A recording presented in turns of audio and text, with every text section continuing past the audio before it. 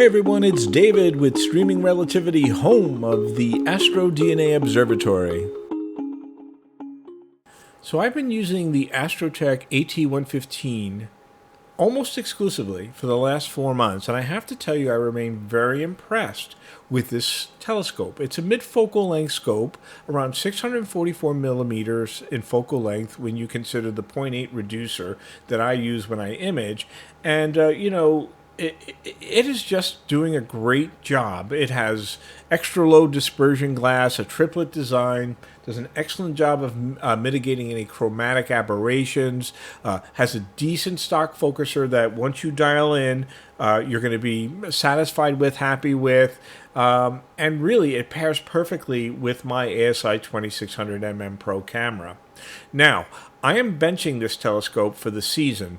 Not because it's being punished or that I'm unhappy with it, quite the contrary.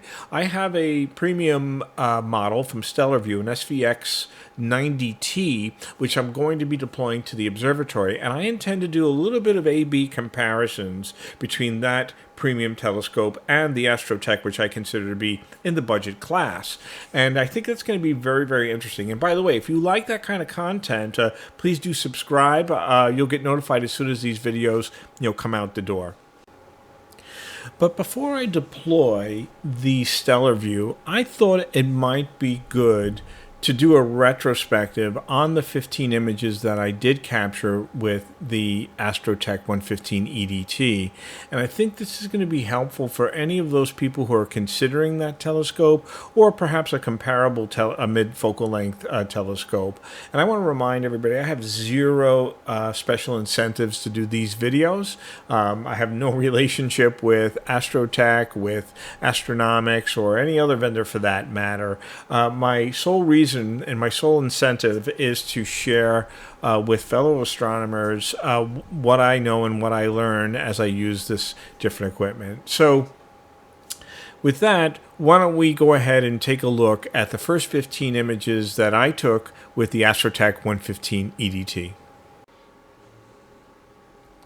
Okay, for my first DSO, I chose a rich star field, M35, which is located, of course, in Gemini. And my goal was to verify that the quality of the 0.8 reducer was good and that it was producing a flat field all the way to the edges. So I'm first showing the stack of the red channel. This is an unprocessed stack, simply because I want to illustrate that indeed the this flattener does its job, and I was able to very easily achieve the 55 millimeter back focus that is distance that is needed to work with this reducer as it ships from Astronomics with the Astro Tech 115 EDT. Now, I did have some issues still that had to do with the backlash in the focuser, and it took several sessions for me to get over them. So when we look at the final composed image, stars are they're not as nearly as sharp as they can be with this telescope, but I have to tell you, I still feel really good about this image. And I did a video called 20,000 Stars with my Astro Tech 115 EDT. I believe that was the title. And I just love how M35, illustrates all these young blue hot stars, and how well M35 contrasts with that older, denser orange cluster of stars, NGC 2158. And, we also get two additional clusters here, IC 2157 and IC 2156, all within the same field of view. So this is a target that I definitely will revisit with this telescope. Now that I've got the backlash dialed in, it took several sessions for me to figure that out. And once I do, I'm certain that the core of NGC 2158, which is very small, believe it or not, I think we can resolve that much more completely with a little bit of with the tweaks that I've made to the focuser settings. So beautiful image, serves as a wonderful introduction to open star clusters. Okay, so on to the Medusa Nebula. This was a terrible imaging session, and I was originally going to omit this from the video, but I did promise you the good, the bad, and the ugly. And as we can see from this single raw hydrogen alpha frame, this is both bad and ugly. This is, just so everybody's clear, this is a planetary nebula, and it's actually quite small in its apparent size. It's about 10 arc minutes of radius, which is about a third of the size of the moon, apparent size of the moon. And it's very faint. This is a magnitude 16 deep sky object. So this is super, super faint planetary nebula. And it is a tough target for anyone who has not yet imaged this. And I really wanted to see how the AT115 EDT performed with it. I wanted to understand whether or not the 4.5-inch aperture was going to be sufficient enough to gather the amount of light that would be needed for this type of image. And you know, the good news is that with just 120 seconds of exposure with a narrowband filter, and we're able to detect the emissions and image the emissions. Now, the bad news is that I was terribly out of focus, and if there's any question about that, if you zoom in a little bit, these stars are essentially donuts. So this session really confirmed for me that I have or had a problem with my electronic autofocuser configuration, and it really was the impetus for me to troubleshoot that and get it resolved. So you know, what am I going to do? What was I going to do with this data? You know, I'm an I guess eternal optimist. So I decided to give the old college try and stretch this thing out the best I could. And ultimately, you know, I think this is going to go to the trash bin, but it certainly made for what I would call a very funny video about some of the challenges that I have with my observatory. Not only did I have this electronic autofocus or backlash setting problem, but my mount, the CEM120, actually froze, literally froze during the session, and was making some horrible noises. So I do have a video on that, and I thought it was very funny that the Medusa Nebula froze my my observatory, my rig. And so anyway, I had a limited amount of data. I did the best I could with it, and it's very important to recognize that not all images are winners, and for that reason, I kind of like this photo.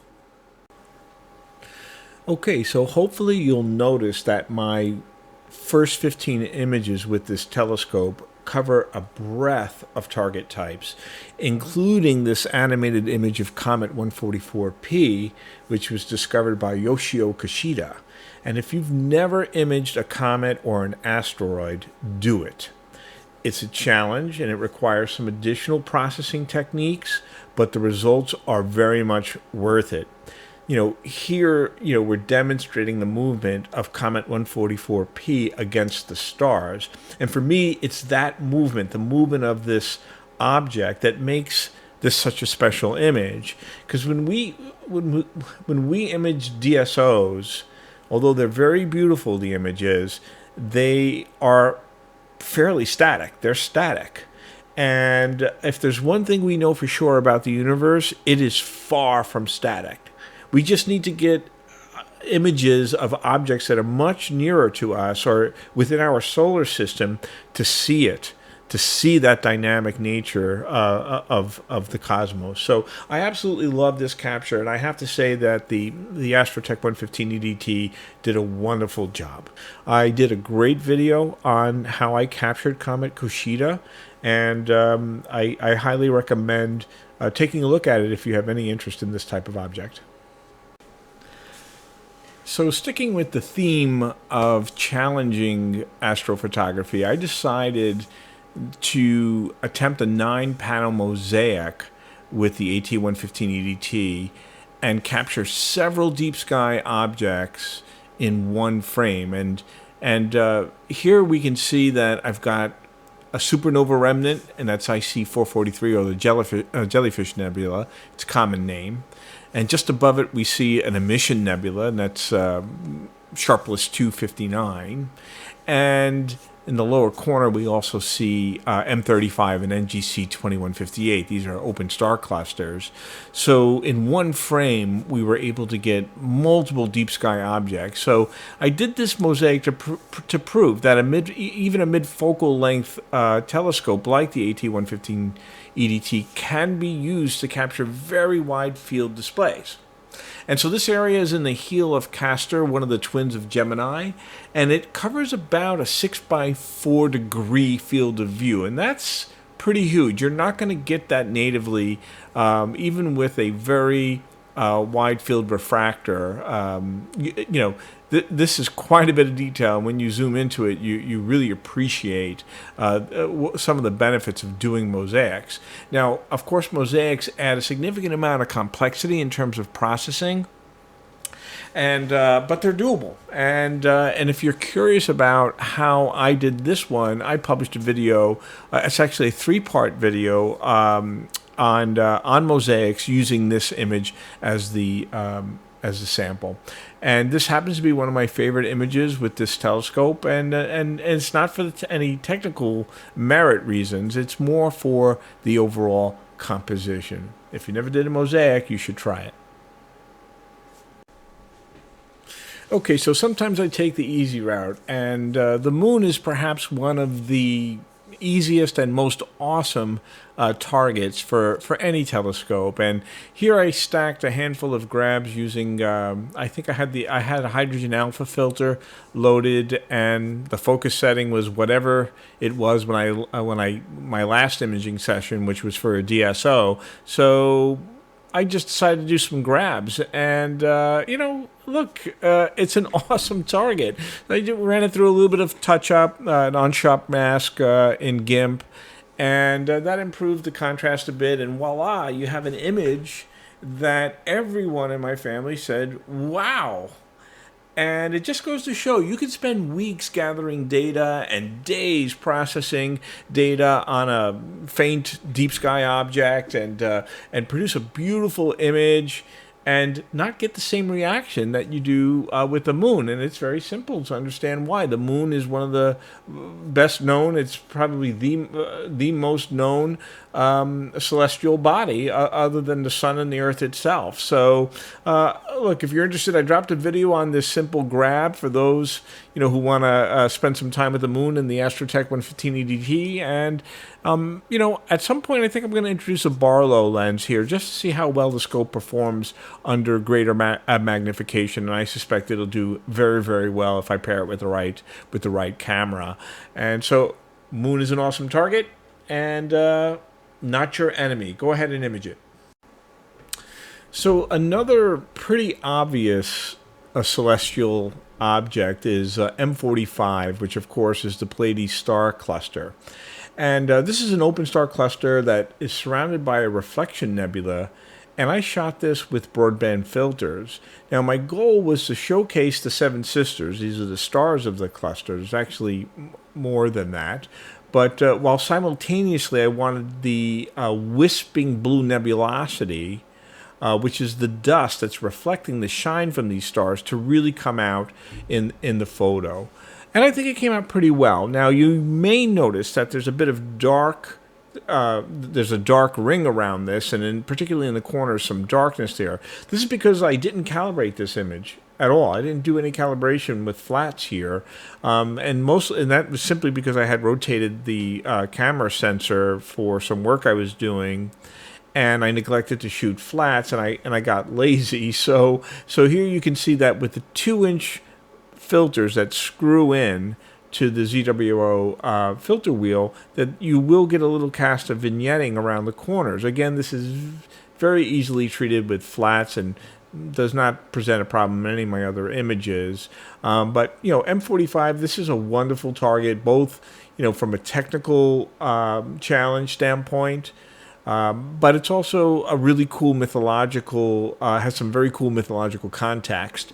And I did publish a video on M45 that covers its astronomy as well as its mythology for anybody that's interested. Okay, so sticking with reflection nebulas, the NGC 7023 is called the Iris Nebula. not Irish, Iris Nebula, and it's really hard to capture. I have struggled with this image many times. And to capture this photo, I shot about an hour of RGB data, broadband data, and I'd say I did less than an adequate job of processing this data in PixInsight. Of course, there's a bright star at the center, and that's responsible for that central glow. But the real treasure in the image is the dark nebula that surrounds that core. And you can make it out clearly in the photo. However, like a touch more stretching, selective stretching, I think would really reveal that dark matter in a more satisfactory way. And it'll really pop, in fact. I didn't produce a video on NGC 7023 with the AT115 EDT because I felt that the image I could do better with the image with more integration time. But I did shoot NGC 7023 with the Stellarvue SVX 90T, and that's actually the first light that I captured with that telescope. And I have a video that will be coming out next week that is the first light video for that telescope, where I will compare these two images, the image that I get with the Stellarvue versus the image that I got with the Astro Tech. So stay tuned for that video. And hey, if you're not subscribed, go ahead and subscribe. It's the best way that you'll get notified when I put out these videos. Okay, so every image that I've covered so far has been within our own galaxy, and in some cases within our own solar system. But anyone who follows the channel knows I'm a bit of a galaxy freak, and I happen to be very interested in large cosmic structures. And a favorite target for me is this Markarian chain of galaxies. And that's a grouping of galaxies that are kind of chained together in the Virgo cluster, and very accessible to amateur telescopes. And I love galaxy groupings because they help put into perspective just how vast the universe is. And this image was a very convenient framing with the Astro Tech 115 EDT, which allowed me to capture M84, M86, M87, all in one field of view. And I like galaxy group images, not just for the foreground featured galaxies and their interactions, but I also like them because of the deep fields that that accompany these foreground galaxies. And in fact, in this image, in addition to the large galaxies, there are dozens of additional galaxies that are very small apparent sizes, but with a little bit of searching, you'll find them. And I realize not everybody understands cosmic structure, so I put a video together that demonstrates how I use the AT115 EDT to reveal the structure of the universe and to help, hopefully help us gain an appreciation for where exactly or how exactly the Milky Way, our own galaxy, fits in the scheme of things. Okay, now for those who love colorful deep sky objects, the AT115 EDT is not going to disappoint. Here we see the Rosette Nebula, a very large formation region in the constellation of Monoceros. And this is a narrowband image. I processed it with the show palette. And we can see not only a very strong H2 and O3 signal, we also see the open cluster NGC 2244, which is powering all these emissions. Now, the telescope did a wonderful job capturing the detailed pillars in the nebula, and it certainly resolved the open star cluster with really good accuracy. And choice of color, this is completely up to you. There's a lot of creativity involved with how you decide to assign colors to your signals, but I'm a huge fan of the Hubble palette, and I think this is just simply gorgeous as it is. Now, the field of view that's offered by the AT115 EDT when it's paired up with the ASI2600mm Pro is simply perfect for this image. And I hope this image makes the capability of the telescope for these types of objects abundantly clear. And everyone loves this image, and it really looks good in the large print. It's featured in my journal. And if you're interested in how I captured and processed this image, I posted a video with all the details, including a couple of variations on that Hubble palette balance. Okay, let's get back to galaxies for a moment. There are tons of good-sized galaxies out there that are perfect for the focal length of this telescope, even with the reducer. And good examples of that, of course, are M33, M51, M81, and the list goes on. So there's no shortage of good individual galaxies for this. But if you're looking for a challenge, and I typically am, you should go ahead and try and shoot this guy, which is the hidden galaxy, or IC342. Now, I think this image is gorgeous. I love it. Of course, I captured it in broadband. I did shoot luminance data here, about 2 hours of luminance data, hour each of RGB, and I threw an hour of hydrogen alpha in there as well because there is some star formation activity happening in the arms. Now, this is a very faint galaxy, and it can be difficult to image, so you got to be patient. And the reason that it gets its name, hidden galaxy, and the reason why it's difficult to image is that it lies within the galactic plane, and we have to see it through all the galactic dust of the Milky Way, so that can be challenging. And I have to tell you, I'm very happy with how well the 4.5-inch aperture of the AT115 EDT performed here, how much light it was able to gather and focus for us. I think it just did an excellent job of revealing, the spiral arms and this barred core. This is a really good specimen in terms of spiral galaxies. Now, of course, I did a video on how I captured and processed this target, and if you're interested in galaxies, this is an excellent target for you. This is one of my favorites. Okay, so let's get back to some nebula candy. I know you all love it. So this is NGC 7822, which is an absolutely amazing star formation region in the constellation of Cepheus. And it has some really interesting nebula. It has emission nebula, it has reflection nebula, it has dark nebula, all of this featured in one image. And it also has a very famous open star cluster and some very big, hot OB class stars. So I really like how this target frames with the AT115 EDT and the ASI2600mm Pro camera. So that 644 millimeters with an APS-C frame. And I think you can capture just a gorgeous image here. And of course, this is captured entirely in narrowband, so just HA, sulfur, and O3. And I do have a video discussing all the very cool features of this object. And for me, this is just one of those amazing images that is, for so many reasons, is amazing that you can share. You can share this photo with family and friends and share your passion for astronomy, and hopefully, advocate for others to explore this incredible hobby.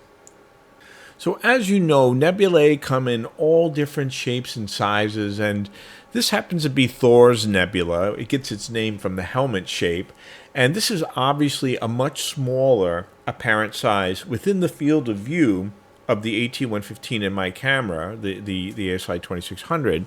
However, it's still a good target. It's still a good target to capture, and it shows you the flexibility that you have with this telescope. And I consider this just an acceptable capture because I had some difficulties that evening, which included clouds coming in and ruining a lot of my subs, as well as some other seeing issues that ultimately disqualified all of my sulfur data and very much limited the HA and the O3 subs that I could use to do this composition. But again, I'm like an optimist, and so I wasn't going to give up without at least trying to stretch out an image. And I think this is decent enough, and it's worth sharing. So I keep it in my portfolio, and I have had very good reaction to it from a variety of people. So, without the sulfur data and with limited O3 data, I had to do a little work here, and I wound up doing an HOO palette, which is I cover in more detail in other videos. And in fact, I published a video on this particular capture, which goes into detail about the object as well as some of the processing techniques that I used. In all likelihood, I'm going to revisit this capture. I'm going to revisit this and try and capture it sometime at the end of the year, and we'll see if I think this object deserves at least 6 hours worth of data. But again, I think it's good enough for the capture and good enough for a share. So 2024 was, of course, an exciting year for solar observers, for everybody. In fact, we had our total eclipse. And though I was not in the path of totality, I was just outside of it, and made for some interesting imaging and viewing. So my dad and I watched it together with some cheap sunglasses, and I really appreciated that. And really, if you've never experienced an eclipse, you should firsthand outdoors, with those cheap glasses. I think you'll find it to be an amazing experience. But I also decided to adapt the AT115 EDT and test it out with solar. And really, with just a very inexpensive $40 or $50 solar filter, which attaches to the front of the telescope, covering the objective lens, you will be able to image the sun, and you'll be able to pick up sunspots and prominences to some degree, and it's an inexpensive enhancement that brings a new capability to your telescope. Now, of course, the clouds did not cooperate, and as we got further and further, closer and closer to maximum, I was struggling there. But I did manage to capture a pretty cool sequence, and you can see some sunspots, and the clouds parted just at the right time at the end when I reached maximum in my local area. And so I got to film the entire thing. So this sequence is, no technical accomplishment. It's more like a family photo that you reminisce with, and it's real, it's natural, it's what it was, and I'm glad that I have it in my portfolio. Okay, let's exit the solar system again and get back out there to hundreds of millions of light years away, even billions of light years away. And this is the Leo triplet, and obviously it's in broadband, and it makes a perfect study for gravitationally bound galaxy groupings. And each of the 3 galaxies in the Leo triplet here are captured in beautiful detail with the AT115 EDT. And you can see the evidence of interactions between these galaxies. And I think that, this telescope camera combination does a wonderful job of revealing that beauty. And like many of my galactic compositions, there's an expansive deep field in this frame here, and there in fact are over 100 additional galaxies beyond the 3 in the triplet. And I printed this image out on a 15 by 10 composition printout, and at night I like to use a magnifier just to identify as many of these small galaxies as I can. And in fact, there's one that's a couple of billion light years away, and not far from it's actually right next to the Hamburger Galaxy, and it never ceases to amaze me just how incredible our universe is and how large and expansive it is. So anyway, I cover the deep field in my video on this capture, but you really need to go out and grab this triplet on your own, and then you'll really, fully appreciate what this scene represents. Okay, last but not least is a really cool nebula photo. This is IC417, which is also known as the Spider and the Fly Nebula. You can figure out where the spider is and where the fly is. Anyway, this is an excellent target for the AT115 EDT field of view. I shot this in narrowband, and I got about 2 hours of hydrogen alpha and then an hour each of O3 and S2. It could easily stand for more integration time. The scope reveals the emission nebula, the reflection nebula, some very cool pillars of star formation, and of course we have star clusters. There is a touch of O3 halo here. That happens with bright stars with the ZWO narrowband filters. It's a filter issue. There are probably ways to process that out. I'm not, I'm not offended terribly by the halos, but at any rate, otherwise I think we have some really good pinpoint stars here.